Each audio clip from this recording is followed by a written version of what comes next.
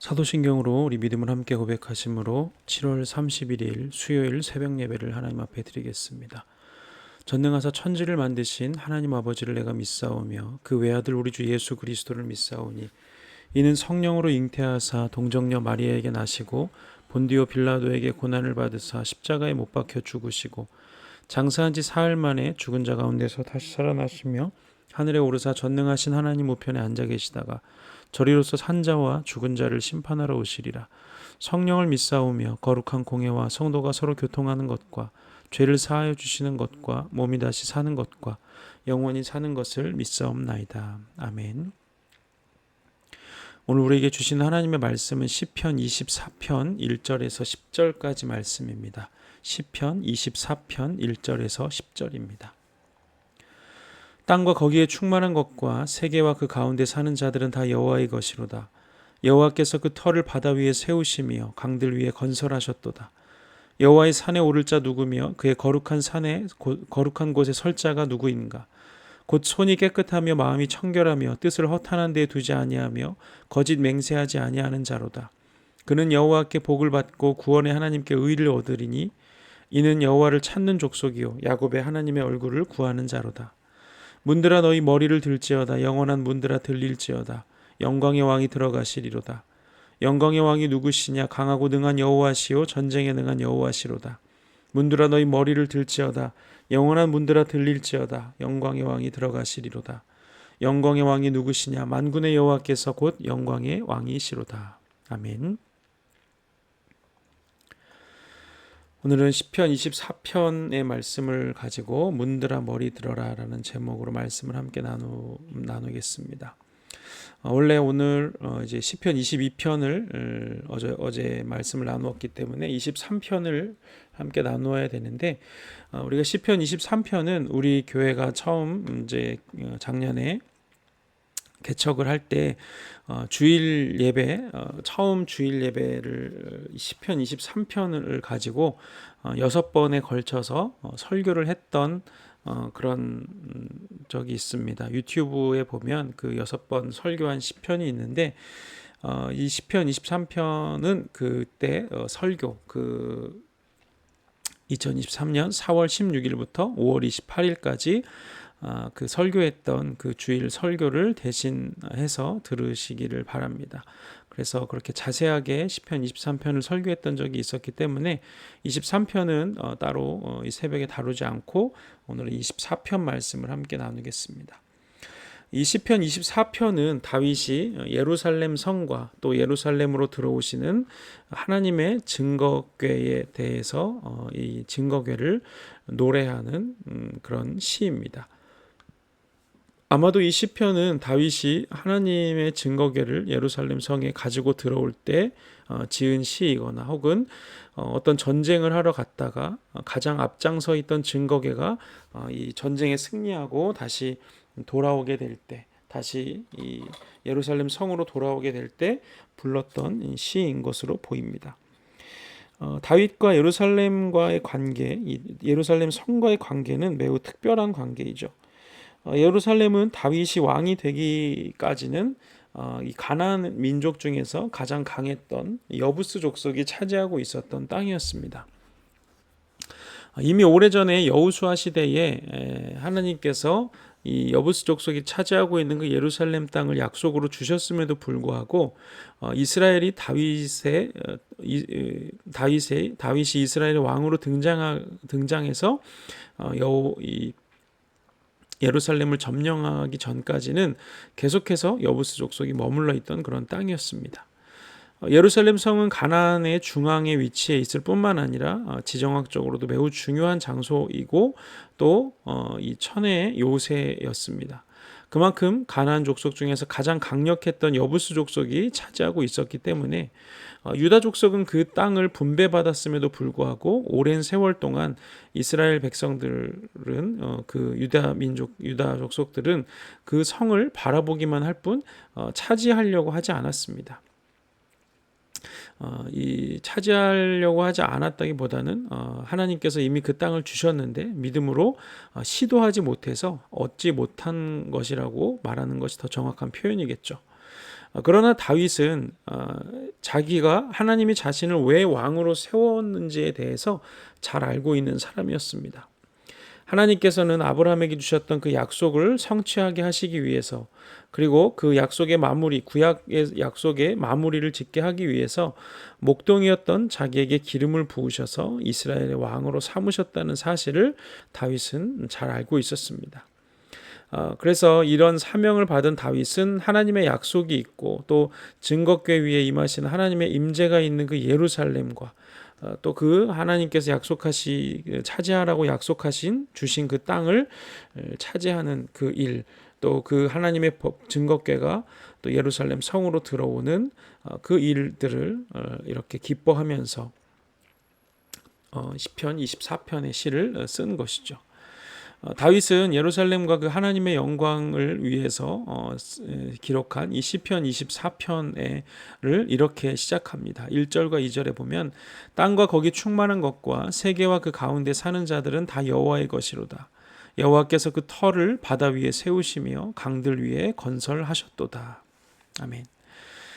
다윗은 예루살렘 성과 또 예루살렘 성으로 들어오는 하나님의 증거궤에 대해서 이렇게 영광에 대해서 이 노래를 하고 있지만, 다윗의 시는 이 온 세상과 또 이 온 땅으로부터 시작하는 것을 보게 됩니다. 하나님은 당연히 이 예루살렘뿐만 아니라 온 세상의 주인이시죠. 온 세상이 하나님의 말씀으로 지어졌지만 하나님께서는 아브라함에게 약속을 주셨고 그 약속의 마침표를 찍는 일, 그 하나님께서 정하신 땅을 차지하는 일을 자기가 맡았다는 것을 알았기 때문에, 그리고 그 일을 통해서 이제 장차 예루살렘으로부터 온 땅에 복음이 퍼지게 될 것을 다윗은 이제 믿고 있었던 것입니다. 그렇기 때문에 다윗은 예루살렘에 거하시는 하나님의 영광에 대해서 그 예루살렘에 들어오는 하나님의 그 영광에 대해서 노래하면서 먼저 하나님께서 온 땅의 주인이시라는 것을 찬양하고 있는 것입니다. 다윗은 구약 시대를 살던 사람이지만 그의 삶을 자세히 들여다보면 신약 시대를 살고 있는 우리보다 어쩌면 더 신약적인 삶을 살고 있는 사람이었습니다. 구약시대에는 짐승의 제사가 없으면 하나님께 나아갈 수가 없었는데, 다윗은 하나님의 증거궤를 모신 그 장막에서 끊임없이 찬양의 예배를 드림으로 하나님 앞에 나아가는 사람이었습니다. 하나님께서도 다윗의 그 장막에서 드려지는 예배를 기뻐하셨고 하나님께 예배한 모든 사람 중에서 가장 최고의 예배를 드린 사람이라고 하나님이 인정해 주셨죠. 다윗은 땅과 자손에 대한 하나님의 약속을 이룬 사람일 뿐만 아니라 장차 구세주로 오셔서 그리스도를 통해서 이 땅에 하나님의 나라가 임하게 될 것을 예언적으로 믿었던 사람이었던 것입니다.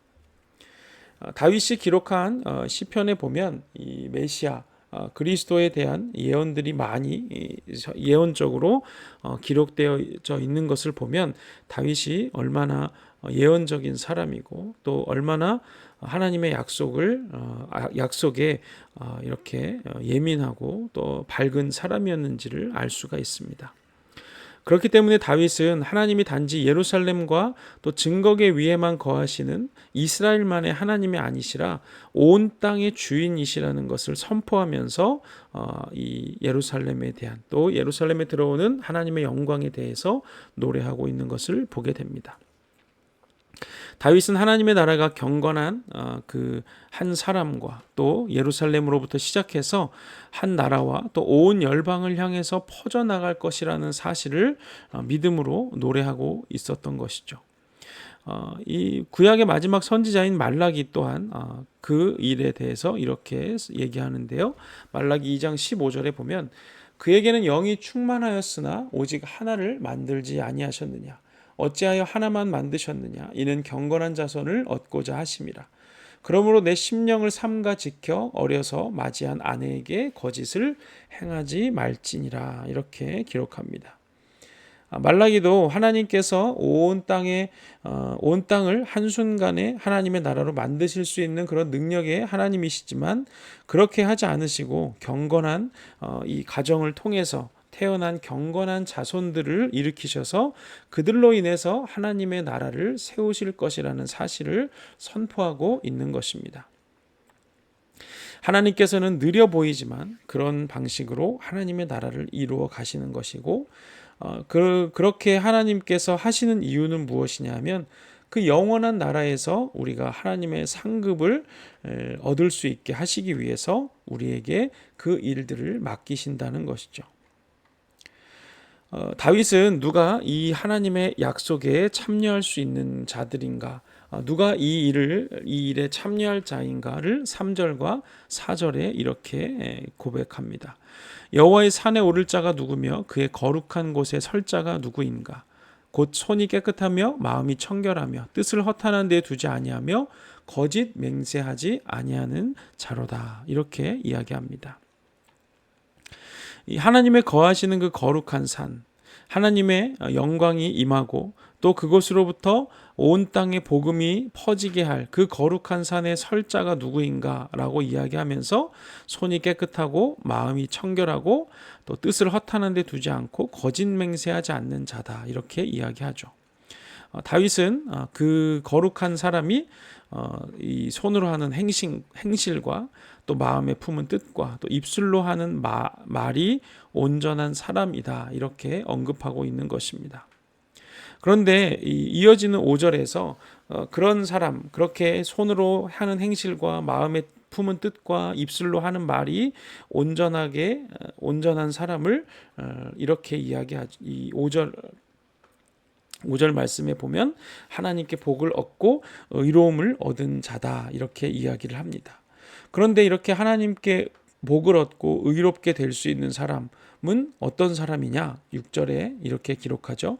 이는 여호와를 찾는 족속이요 야곱의 하나님의 얼굴을 구하는 자다, 이렇게 기록합니다. 그러니까 예루살렘 성에 하나님의 증거궤를 모시고 그 행실이 완전한 그 사람은 어떤 사람이 이런 사람이 될 수 있느냐? 여호와를 찾는 자, 하나님을 얼굴을 구하는 자가 그런 약속에 참여하고 하나님의 영광에 참여하는 자가 된다는 것입니다. 이렇게 우리의 말과 행실과 마음에 품은 뜻이 온전할 수 있는 것은 우리의 노력으로 되는 것이 아니라 우리의 수고로 되는 것이 아니라 오직 하나님이 그 일을 우리에게 가능하게 하신다는 것이죠. 우리가 하나님을 찾고 우리가 하나님의 얼굴을 구할 때 하나님께서 우리 안에 거하셔서 우리로 하여금 우리의 행실과 우리의 마음과 우리의 말이 온전하게 하시는 것이라고 다윗은 고백하고 있는 것입니다. 다윗은 이렇게 그 누구보다 하나님을 찾고 하나님의 얼굴을 구하는 자였죠.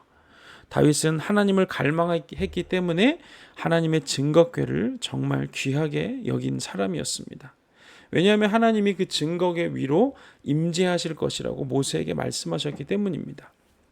하나님의 증거궤를 귀하게 여긴다는 것은 곧 하나님의 임재를 갈망한다는 말이 되는 것이죠.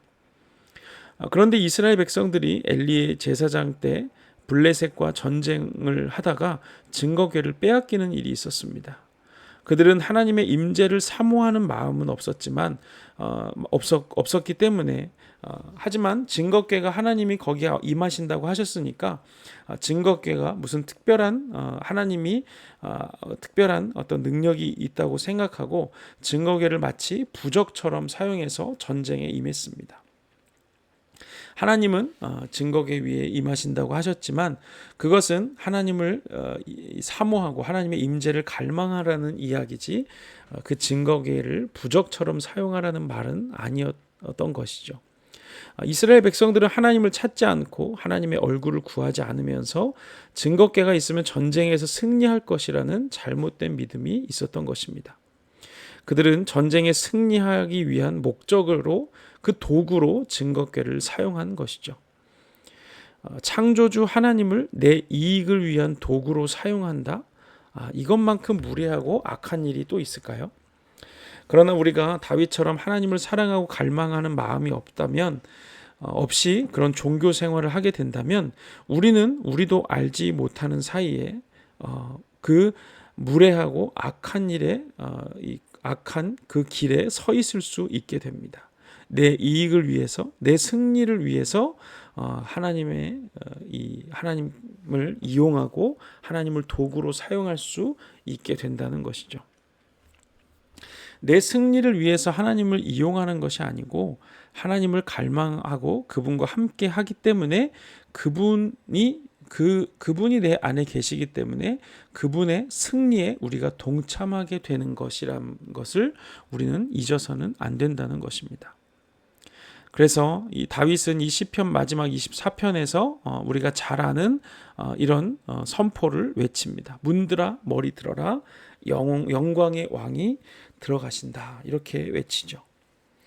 이 문은 전쟁에 승리하고 예루살렘 성으로 들어오는 증거궤를 맞이하는 성문이기도 하지만 또한 우리가 항상 그 하나님을 갈망하면서 하나님을 우리 마음에 모시고 내 안에 맞아들이는 우리의 마음의 문이기도 합니다.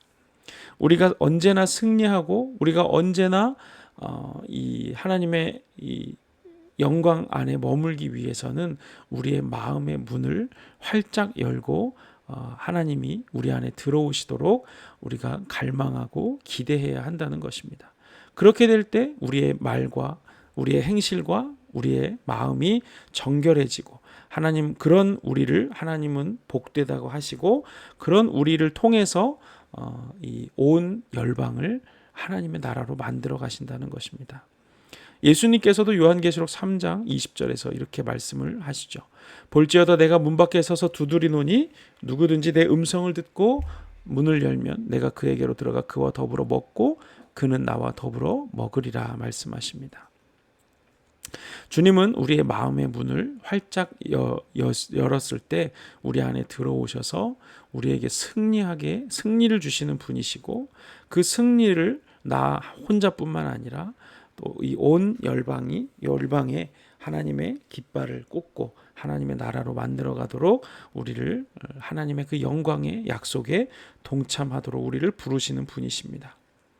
오늘도 문을 활짝 문들아 열릴지어다, 영광의 왕이 들어가시도록 문을 활짝 열라고 이 선포하는 그 다윗의 선포를 따라서 우리의 마음 문을 활짝 열고 하나님을 찾고 또 하나님의 얼굴을 구하며 하나님을 내 안에 모실 때 나의 말과 또 행동과 생각을 온전하게 하시고 승리하게 하시는 그 하나님과 동행함으로 하나님의 그 약속에 그 땅끝까지 이르러 모든 사람으로 제자를 삼고 하나님의 나라를 이루라는 그 하나님의 약속에 참여하여 그 하나님의 예비하신 상급을 얻을 수 있는 우리 모든 부으시는 교회 성도들이 되시기를 주님의 이름으로 축복합니다.